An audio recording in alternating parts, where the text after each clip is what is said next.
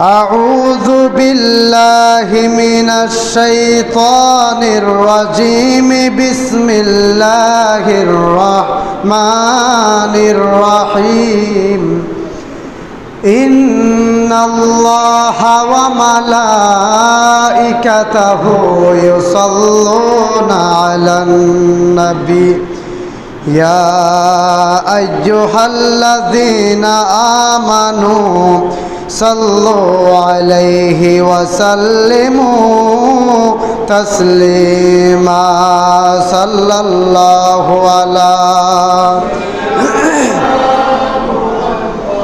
وآله وأصحابه وسلم صلى الله على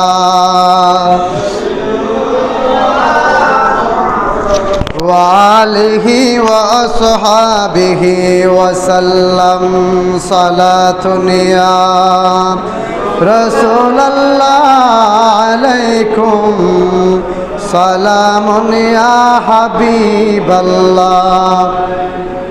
यहाँ हम सब मुसाफिर हैं, वही आखिर ठिकाना, कोई आगे रवाना है, कोई पीछे रवाना। सलातुनिया सलामुन या हबीब अल्लाह या रसूल अल्लाह या हबीब अल्लाह या रसूल अल्लाह। আর মোহাব্বতে বলুন ইয়া রাসূলুল্লাহ ইয়া হাবিব। শুনেছি হাদিসে দেখিলে আপনাকে জীবনের গুনাহ জড়িয়ে পড়ে, দিয়েন গো দেখা দয়া করিয়া, দিয়েন গো দেখা দয়া করিয়া ইয়া রাসূলুল্লাহ লা ইয়া রাসূলুল্লাহ। আউযু বিল্লাহি মিনাশ শাইতানির রাজীম বিবারাকাতি বিসমিল্লাহির রাহমানির রাহিম। ইয়া আইয়ুহাল্লাযীনা আমানু তাকুল্লাহা হাক্কা তুকাতিহি ওয়া লা তামুতুন্না ইল্লা ওয়া আনতুম মুসলিমুন। সাদাকাল্লাহু মাওলানাল আযীম ওয়া সাদাকা রাসূলুহুন নবিয়ুল হাবিবুল করিম। উপস্থিত আমার শ্রদ্ধাভাজন মুসল্লি ইকরাম, সমবয়সী বন্ধুরা, ছোট স্নেহের ভাইয়েরা, বিশেষ করে মাইকের মারফতে যারা আমার আওয়াজ শুনতে পাচ্ছেন, আমার সম্মানিতা পর্দারসীন মা ও বোনেরা, আরেকবার আমার সালাম গ্রহণ করুন। আসসালামু আলাইকুম ওয়া রাহমাতুল্লাহি তাআলা ওয়া বারাকাতুহু। সর্বপ্রথম মহান রব্বুল ইজ্জতের দরবারে অগণিত শুকরিয়া জ্ঞাপন করছি যে আল্লাহ সুবহানাহু ওয়া তাআলা বিগত জুমার ন্যায় বিগত জুমার ধারাবাহিকতায় আজকেও আমাদের মতো নালায়েক নাফরমান গুনাহগার বান্দাদেরকে মসজিদে এসে মহান রবের দরবারে সিজদা দেওয়ার মতো সুযোগ দান করেছেন। সেই মহামনিবের দরবারে আমরা সকলে অন্তরের অন্তঃস্থল থেকে শুকরিয়া জ্ঞাপনার্থে একবার বলি আলহামদুলিল্লাহ। আরেকটা আওয়াজ দিয়ে বলি আলহামদুলিল্লাহ। সাথে সাথে সৈয়দুল মুরসালিন रहमतल लिल आलमीन ताजदार मदीना शफीउल मुज़नबीन खातमुन नबिय्यीन खुद खुदा जिसके लिए दीवाना वो जनाब मुहम्मदुर रसूलुल्लाह सल्लल्लाहु अलैहि वसल्लमेर दरबारे অগণিত সালাতু সালাম পেশ করি। সম্মানিত হাজিরিন, আমরা বিগত জুমায় তাকওয়া সম্পর্কে আলোচনা করেছিলাম, যেখানে রাসূল পাক সাল্লাল্লাহু আলাইহি ওয়াসাল্লামের কথা ছিল উসিকা বিতাকওয়াল্লাহ। যে 10টি গুণের কথা বলেছিলাম, নিজেকে পরিবর্তন করার ক্ষেত্রে, পরিবার জীবনকে সংশোধন করার ক্ষেত্রে, সামাজিক জীবনকে সুন্দর সুখময় করার ক্ষেত্রে একজন মানুষের যে 10টি গুণ অর্জন করা প্রয়োজন, তার থেকে 1 নাম্বার যে গুণের কথা বলেছিলাম তাকওয়া। এবং গত জুমায় আমরা আলোচনা করেছিলাম তাকওয়ার কারণে আল্লাহ সুবহানাহু ওয়া তাআলা বান্দাকে কতটুকু ফায়দা দিবে, বান্দার প্রতি আল্লাহ সুবহানাহু ওয়া তাআলা কতটুকু খুশি হয় এবং বান্দাকে আল্লাহ পাক কতটুকু কাছে নিয়ে যায়, এবং রব্বে করিম যারা তাকওয়া অর্জন করে তাদের জন্য কি কি নিয়ামত রেখেছেন সে বিষয়ে আমরা আলোচনা করেছিলাম। এবং গত জুমায় আমি রাসূল পাক আল্লাহ সুবহানাহু ওয়া তাআলার পবিত্র কালামুল্লাহ শরীফ থেকে এই কথাও বলেছিলাম, আল্লাহ পাক বলেছেন আমার যারা তাকওয়া পরহেজগারিতা অর্জন করে ওই সমস্ত বান্দাদেরকে রিজিকের জন্য দুনিয়ার জমিনে দৌড়াইতে হবে না। বান্দা আমার কাজ করবে, প্রতিনিয়ত আমার সন্তুষ্টি অর্জন করে চলাফেরা করবে এবং সে চেষ্টা করবে মাত্র আমি আল্লাহ পাক তার গন্তব্যস্থানে তার রিজিক পর্যন্ত যাওয়ার জন্য আমি আল্লাহ পাক তার পথটা সহজ করে দিব। এবং আকাশ এবং জমিনে যতগুলো আমি আল্লাহ পাকের রহমতের দরজাসমূহ রয়েছে আমি সমস্ত দরজা আমার তাকওয়াবান ব্যক্তির জন্য উন্মুক্ত করে দিব। বলুন না সুবহানাল্লাহ। আমরা এই বিষয়ের উপর গত জুমায় আলোচনা করেছিলাম সম্মানিত হাজরিন। এবং তাকওয়া অর্জন করলে আরো অনেকগুলো ফায়দা আমাদের কাছে রয়েছে যেগুলো আল্লাহ সুবহানাহু ওয়া তাআলা বলেছেন। এর থেকে আমরা সংক্ষিপ্ত সময়ে আরো কয়েকটি তাকওয়া অর্জন করলে কি কি লাভ হয় সে বিষয়ের উপর আমরা আরো কথা বলবো। অথচ শুধুমাত্র একটা তাকওয়া শব্দটা সংক্ষিপ্ত হলেও এর মধ্যে মহান রবের সমস্ত সন্তুষ্টি নিহিত রয়েছে। তাকওয়া তো মাত্র সেই ব্যক্তি অর্জন করতে পারে যে প্রতিনিয়ত মহান রবের ভয় তার হৃদয়ের মধ্যে লালন করতে পারবে। পরহেজগারিতা তো সেই ব্যক্তি অর্জন করতে পারবে যে মহান রবের সন্তুষ্টি অর্জন করে মহান রব্বুল আলামিনের জান্নাত পাওয়ার আশা রাখে। আমরা সাধারণত মৌখিকভাবে আশা রাখলেও আমাদের কর্মক্ষেত্রে বাস্তব জীবনে প্র্যাকটিক্যাল লাইফে আমরা মহান রবের সন্তুষ্টি অর্জন করতে ব্যর্থ হয়ে যাচ্ছি, কারণ প্রতিনিয়ত আমরা গুনাহের মধ্যে লিপ্ত হচ্ছি। যারা গুনাহের মধ্যে লিপ্ত হয় ওই সমস্ত মানুষকে তাকওয়াবান বলা যাবে না। যারা গুনাহে লিপ্ত হয় তাদেরকে তাকওয়াবান বলা যাবে না। যারা তাকওয়াবান তারা গুনাহের মধ্যে লিপ্ত হতে পারবে না। লিপ্ত না হওয়ার মানেই তো তাকওয়া অর্জন করা। তাকওয়া অর্জিত হলেই তো মুত্তাকি হতে পারে। এই কথাগুলো আমি আরো বলেছিলাম। আল্লাহ সুবহানাহু ওয়া তাআলা পবিত্র কালামুল্লাহ শরীফের সূরা আল ইমরানের 102 নং আয়াতের মধ্যে আমার আল্লাহ রাব্বুল আলামিন ঘোষণা করে দিলেন, আল্লাহ পাক বললেন ইয়া আইয়ুহাল্লাযীনা আমানুত্তাকুল্লাহ, ও ঈমানদারগণ তোমরা তাকওয়া অর্জন করো, তোমরা ভয় অর্জন করো, তোমরা পরহেজগারিতা অবলম্বন করো, তোমরা আমি রবের সন্তুষ্টি উপলক্ষ করে আমি রবের সন্তুষ্টি অর্জন করার লক্ষ্যে ওই দুনিয়ার জমিনের মধ্যে তোমরা বিচরণ করো। আল্লাহ পাক বললেন ততক্ষণ পর্যন্ত তোমরা তাকওয়া অর্জন করতে পারবে না, ততক্ষণ পর্যন্ত তোমরা মুত্তাকি হতে পারবে না, ততক্ষণ পর্যন্ত তোমরা পরহেজগার হতে পারবে না, যতক্ষণ পর্যন্ত হাক্কা তুকাতিহি, যতক্ষণ পর্যন্ত আমি রব্বুল আলামিনের ভয় মুসলমান তোমরা তোমাদের হৃদয়ের মধ্যে লালন করতে পারবে না।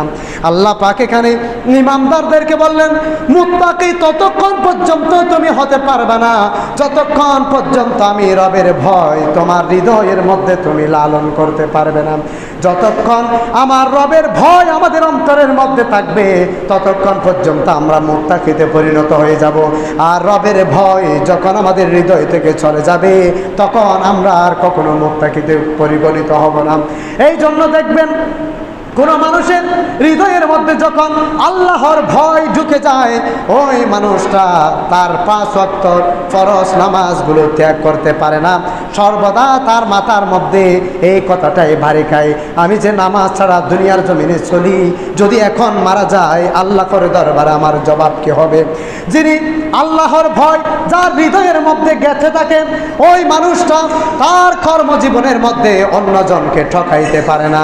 কারণ এই জন্য ঠকাইতে পারে না, সেই চিন্তা করে দুনিয়ার কোনো মানুষ যদিও আমাকে না দেখে, আমার মহান রাব্বুল আলামিনের নজরের মধ্যে আমি সদা সর্বদাই রয়ে গিয়েছি। যার হৃদয়ের মধ্যে আল্লাহর ভয় লালিত হবে, আল্লাহ পাক বলেন ওই সমস্ত বান্দারা সমস্ত জোয়ার মধ্যে লিপ্ত হতে পারবে না, বিভিন্ন ধরনের খারাপের মধ্যে লিপ্ত হতে পারবে না, ঘুষের মধ্যে লিপ্ত হতে পারবে না, অশালীনের কাজের মধ্যে লিপ্ত হতে পারবে না, বিভিন্ন ধরনের খারাপ কাজের মধ্যে লিপ্ত হতে পারবে না। কারণ বিভিন্ন ধরনের খারাপ কাজের মধ্যে যদি বান্দা লিপ্ত হয়, আমার আল্লাহ পাক বলেন দুনিয়ার কেউ যদি না দেখে, ওই অন্ধকার একাকিত্ব সময়ের মধ্যে বান্দা তুমি আমার নজর থেকে বাহিরে নাও। দুনিয়ার কোনো মানুষ দেখলো না, কেউ দেখলো না, কেউ বুঝলো না আমি কি করি, কেউ জানে না। কিন্তু আল্লাহ পাক বলে বান্দা তোমার হৃদয়ে যখন আমার ভয় থাকবে, আমি দেখতেছি সেটা যখন তোমার হৃদয়ের মধ্যে থাকবে, তখন তুমি আর খারাপ কাজগুলো করতে পারবে না। এই জন্য আল্লাহ পাক বললেন ইয়া আইয়ুহাল্লাযীনা আমানুত্তাকুল্লাহ, ও ঈমানদারগণ তোমরা মুত্তাকি হয়ে যাও, তোমরা পরহেজগারিতা অবলম্বন করো, তোমরা ক্ষুধাভীতি অর্জন করো, তোমাদের অন্তরের মধ্যে আল্লাহর ভয় তোমরা লালিত করো। মুত্তাকি কখন হতে পারবে? আল্লাহ পাক বললেন হাক্কা তুকাতিহি, তুমি তৎক্ষণই মুত্তাকি হতে পারবে যখন তোমার হৃদয়ের মধ্যে আমার ভয় তুমি লালন করবে। তুমি রাস্তা দিয়ে হেঁটে যাচ্ছ, অপরিচিত একটা মহিলার দিকে তোমার চোখ গেল, তুমি যখন চিন্তা করবে দুনিয়ার কেউ দেখে না কিন্তু আমার রব তো আমাকে দেখতেছে, তখন দেখবেন অটোমেটিকলি আমার চোখ ওই অপরিচিত মহিলা থেকে আমার চোখগুলো সরে আসবে। কারণ আমার হৃদয়ের মধ্যে লালিত হচ্ছে দুনিয়ার কেউ দেখে না কিন্তু আমার রব আমাকে সর্বদা পর্যবেক্ষণের মধ্যে রেখেছে। আমি যখন কারো বিরুদ্ধে মিথ্যে কথা বলবো, তখন আমার হৃদয়ে যখন এই ভাব আসবে, এই অনুভূতি আসবে, দুনিয়ার কেউ না দেখলো আমার হৃদয়ে আমার আল্লাহ পাক তো লালিত রয়েছে। এই জন্য আল্লাহ সুবহানাহু ওয়া তাআলা বলতেছেন বান্দারে আমি কোথায় অবস্থান করি তুমি জানো? লাকাদ খালাকনাল ইনসানা ওয়া না'লামু মা তুওয়াসবিসু বিহি নাফসিহি ওয়া নাহনু আকরাবু ইলাইহি মিন হাবলিল ওয়ারিদ। ও জগতের বন্ধু, তোমাদেরকে সৃষ্টি করে আমি এমনিতে ছেড়ে দিই নাই, তোমাদের সারোগেরও আরো অধিক নিকটে আমি রব্বে করিম সর্বদা বিরাজমান থাকি। বলুন না সুবহানাল্লাহ। এবার চিন্তা করি, আমার রব যদি সর্বদা আমার নিকটে থাকে, আমার সাহারগেরও যদি আরো নিকটে থাকে, কিভাবে আমি খারাপ কাজটা করি? আমার পাশে যখন কোনো একজন মানুষ থাকে, আমার বন্ধু যখন সাথে থাকে, সেই মুহূর্তে আমরা কোনো খারাপ কাজ করি না তো? এই জন্য করি না যেন আমার খারাপ দিকটা ফুটে না ওঠে, আমার ভালো দিকটা যখন ফুটে ওঠে। তবে একটা কথা মনে রাখবেন, মানুষ ওই সময়ে বিভিন্ন ধরনের অপরাধমূলক কর্মকাণ্ডে লিপ্ত হয় যখন মানুষ একাকী থাকে। কারণ মানুষ যখন একাকী থাকে তখন শয়তান এসে তার মাথার মধ্যে চেপে ধরে। শয়তান তাকে বলে এই সমস্ত কাজ করো, ওই সমস্ত কাজ করো, এই কাজগুলো করো। শয়তান তো বলবে যেগুলো করলে আল্লাহ পাক অসন্তুষ্ট হয়ে যায়। শয়তান মানুষের মনের মধ্যে সব সময় ওই সমস্ত ওয়াসাওয়াসাগুলোই দিয়ে থাকে।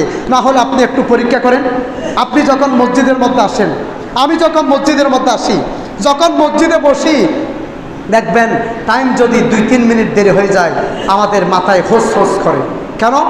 একটা মাহফিলে বসলাম, তখন সেখানে কোরআন সুন্নাহর আলোচনা হয়, সেখানে দেখবেন বক্তব্য রাখার সময় একটা 25 হুজুর 30 কেন করতেছে, সেটা আমাদের মধ্যে একটা অন্য ধরনের ফিলিংস জন্মায়, হুজুরের বিরুদ্ধে একটা বিরূপ প্রতিভাব আমাদের মধ্যে আসে। কিন্তু একটা গানের অনুষ্ঠানে যখন আপনি আর আমি বসি, তখন গায়ক যদি জাস্ট টাইমে শেষ করে আমরা চিৎকার দিয়ে বলি আরেকটা গান, আরেকটা গান। এগুলো বাস্তব কিনা বলে? হয় না এরকম? এমনি মাহফিলে হলে দেরি কেন করতেছে? এত রাত পর্যন্ত মাহফিল করতে হয়, রাত 2টা পর্যন্ত। কিন্তু যখন গানের অনুষ্ঠানে গেলাম, তখন রাত তো শেষ হয়ে, ভোর রাত শেষ হয়ে ফজর ফেটে গেল, তখন আরো মনে মনে বলি কেন তাড়াতাড়ি ফজর হয়ে যাচ্ছে। দেখেন, মানে শয়তান আমাদেরকে খারাপ কাজের প্রতি আমাদেরকে আকৃষ্ট করে রেখেছে। আরও জিনিস দেখেন, যখন আমরা সিনেমা হলে গিয়ে অথবা বাসার মধ্যে বসে একটা সিনেমা দেখি, একটা নাটক দেখি, তখন ভিতর থেকে যদি আমাদেরকে কেউ ডাকে, আরও বিরক্ত ডাকে আমাদের। কেন ডাকতেছে? আমি এটা শেষ করে আসতেছি। তো দেখেন কোথায় বসেছি? খারাপ কাজে, মন ভালো করে আটকে গেছে ওই কাজের মধ্যে। বসেছি কোথায়? গানের মধ্যে, মন সেদিকে আমাদের আটকে ফেলেছে। যখন মসজিদে আসলাম, মন আর মসজিদের মধ্যে বসে না, উরকা উরকা মন হয়ে গেছে। যখন একটা ওয়াজ মাহফিলে গেলাম, মন আর বসতেছে না, ইচ্ছে করে তাড়াতাড়ি, কত তাড়াতাড়ি হুজুর ছুটি দিবে যেন তাড়াতাড়ি চলে যেতে পারি। অথচ এই মসজিদের মধ্যে যতক্ষণ বসবেন ততক্ষণ নফল ইবাদতের সওয়াব লিখে দেন কে? বলেন। এটা কি আমাদের সন্দেহ আছে? সন্দেহ আছে? কিন্তু ভালো কাজে আমি বসতে পারতেছি না। বসে থাকলেও যেই জায়গায় সওয়াব, সেই জায়গায় আমি নাই। কেন? শয়তান আমাদের মাথায় সব সময় ওয়াসওয়াসা দিতেছে, এখান থেকে উঠে যাও, এখান থেকে উঠে যাও। এই জন্য আমার আল্লাহ পাক বলেছেন, ইন্নাহু লাকুম আদুম্মুম মুবিন। এই শয়তান তোমাদের প্রকাশ্য শত্রু। আওয়াজ দিয়ে বলুন না নাউযুবিল্লাহ। তাহলে আবার বুঝে দেখেন, নিজেকে নিজে একটু পরীক্ষা করেন তো। আমরা সবাই মানুষ, আমাদের মধ্যে মানবীয় ত্রুটি থাকবে, তারপরও নিজেকে নিজে একটু পরীক্ষা করে দেখেন। যত সমস্ত খারাপ কাজ, ওই সমস্ত খারাপ কাজ আমাদের বসে থাকতে কত ভালো লাগে। দেখবেন যখন কোন একটা দোকানে তুফাটে বসে মানুষ যখন একজন আরেকজনের বিরুদ্ধে গীবত শাকায়াত করে, তখন আমরা কান পেতে শুনি, এত মজা লাগে। কারণ একজনের নামে বদনাম করতেছি, ভালো লাগতেছে শুনতে, আরেকজনের বদনাম খায়। নিজের নামে যখন বদনাম করে তখন কিরকম লাগে? তো ঠিক অনুরূপভাবে আমি যার নামে বদনাম করব, ওই মানুষটার কেমন লাগে, এই কথাটা কি কোনোদিন চিন্তা করেছি? এই জন্য আল্লাহ পাক বলেছেন, বান্দা ভিতর আগে খৌফ তৈরি করো, ভয় তৈরি করো, তুমি তাহলেই মুত্তাকি হতে পারবে, অন্যথায় মুত্তাকি হওয়ার কোনো সম্ভাবনা নাই। রবের ভয় যদি হৃদয়ের মধ্যে থাকে, তাহলেই তো আমরা মুত্তাকি হতে পারবো। এই জন্য একজন কবি বলেন, উনজুর ইলা মা ক্বালা ওয়ালা তানজুর ইলা মা ক্বালা। কে বলেছে সেদিকে লক্ষ্য করো না, কি বলেছে সেদিকে তুমি লক্ষ্য করো। আজকে বর্তমান সমাজের মধ্যে যখন আমরা দেখব, তাহলে আমরা পরিলক্ষিত, আমরা প্র্যাকটিক্যালি কোন একটা মাহফিলে গেল খেয়াল করি কোন হুজুর আলোচনা করতেছে, আগে আমরা দেখি সেটা। কিন্তু কবির ভাষায় হলো, কে বলেছে সেটা বড় কথা নয়, কি বলেছে সেটাই হলো বড় কথা। মানুষটা যেরকম হোক, কথা যদি ভালো বলে, কথা যদি সত্য বলে, কথা যদি কোরআন সুন্নাহ ভিত্তিক কথা বলে, অবশ্যই অবশ্যই আমাদেরকে তার কথাগুলো মানতে হবে। আর মানুষটা যদি আমার দলেরও হয়, মানুষটা যদি আমার আয়ত্তাধীনও হয়, মানুষটা যদি আমার কোনো আজ্ঞা না হয়, মানুষটা যদি আমার রিলেটিভও কেউ হয়, মানুষটা যদি কোরআন সুন্নাহ বিরোধী কথা বলে, তাহলে ওই মানুষটাকে অবশ্যই আমাদের ত্যাগ করা উচিত। তো এখন আমরা কি করি? আমরা যে কোনো একটা মাহফিলে গেলে আগে দেখি কোন হুজুর ওয়াজ করে, হুজুরের উপর এখন আমরা নির্ভর হয়ে গেলাম। এখন আপনারা একটা জবাব দিয়ে বলেন তো, বুদ্ধি খাটাই যারা আছেন তারা, ইসলাম নিয়ে কি হুজুর হবে নাকি হুজুর নিয়ে ইসলাম হবে? বলেন, ইসলাম নিয়ে হুজুর নাকি হুজুর নিয়ে ইসলাম? কোরআন সুন্নাহ নিয়ে কি হুজুর হবে নাকি হুজুর নিয়ে কোরআন সুন্নাহ হবে? এখন আমরা তো বানিয়ে ফেললাম হুজুর নিয়ে কোরআন সুন্নাহ, হুজুর নিয়ে, হুজুরের উপর আমরা ইসলামের উপর নির্ভর করলাম, হুজুরের উপর নির্ভর করেছি, কোরআন সুন্নাহর উপর নির্ভর করি নাই। আমরা আমাদের দলের উপর নির্ভর করেছি, কোরআন সুন্নাহর উপর নির্ভর করি নাই। রাসূল পাক সাল্লাল্লাহু আলাইহি ওয়াসাল্লাম আমাদেরকে কি দিয়েছেন, কি শিক্ষা দিয়েছেন, কিভাবে আমাদেরকে প্রেজেন্টেশন করতে বলেছেন, কিভাবে সমাজ ব্যবস্থা করতে বলেছেন, কিভাবে ব্যক্তি জীবন পরিচালিত করতে বলেছেন, আমরা কিন্তু আজকে সেখানে নাই। আমরা হয়ে গেছি দল নির্ভর, দল ভিত্তিক আমরা ইসলাম করে ফেলেছি। আমার দলের মানুষ যা বলবে সব সঠিক, অন্য দলের মানুষ যা বলবে সব সঠিক।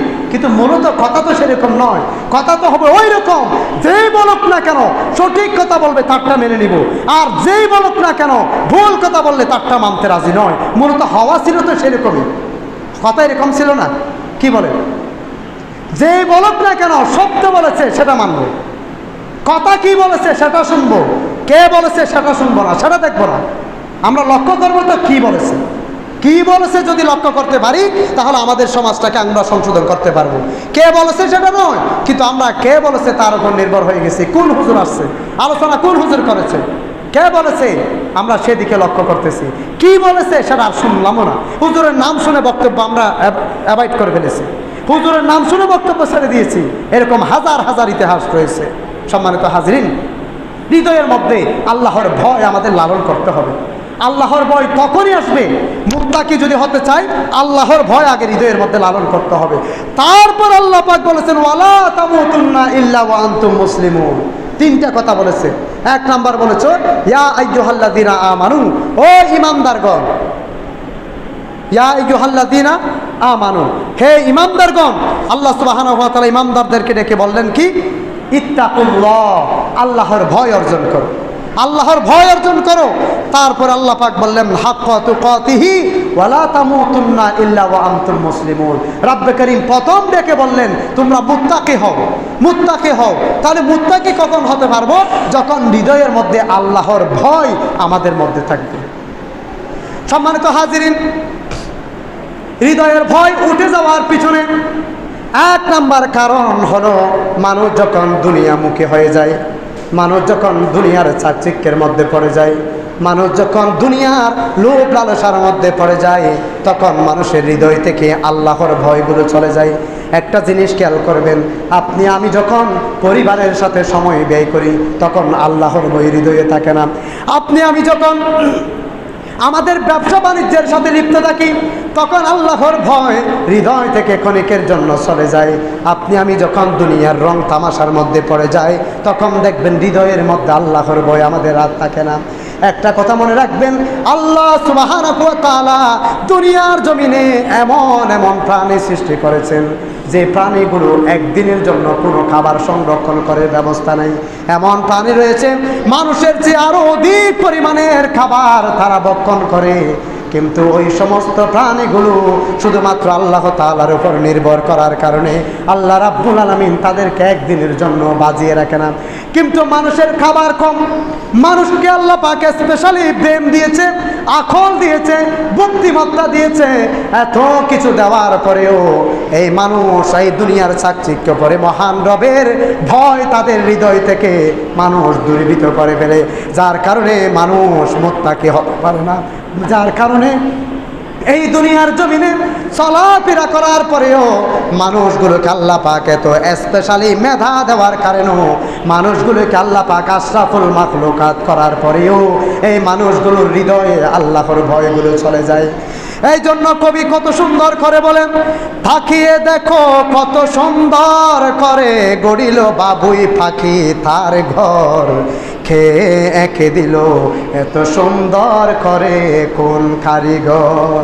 বাবুই পাখির বাসার দিকে দেখো, কোনো মানুষের সাহায্য নিল না, কোনো প্রাণীর সাহায্য নিল না, নিজে নিজে কোনো মিস্ত্রির সাহায্য নিল না, কত সুন্দর করে একটা ঘর তারা নির্মাণ করেছে।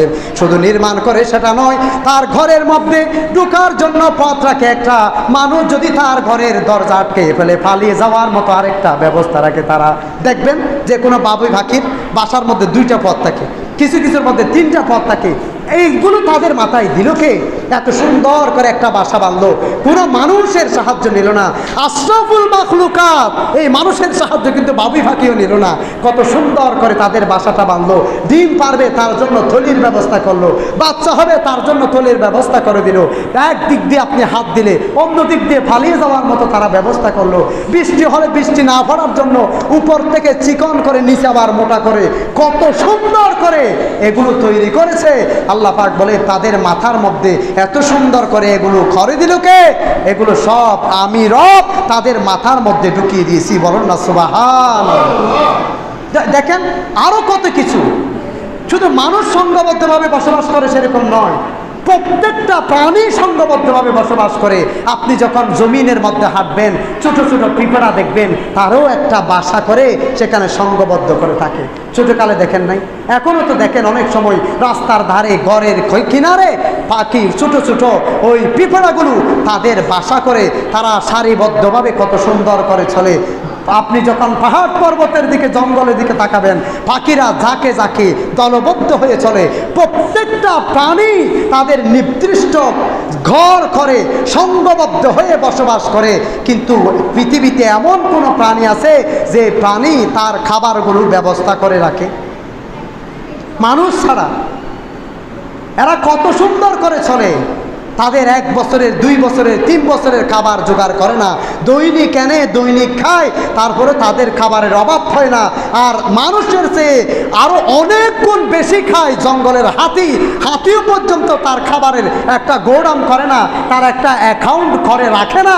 কিন্তু মানুষ এত ছোট প্রাণী হওয়ার পরেও, মানুষের এত ছোট একটা ফ্যাট হওয়ার পরেও, মানুষের লক্ষ কোটি কোটি বিলিয়ন বিলিয়ন টাকা না হলে, আরেকজনের হক মেরে নিজের অ্যাকাউন্ট ভারী না করলে মানুষের পেট ভরে না, মানুষের তৃপ্তি মিটে না।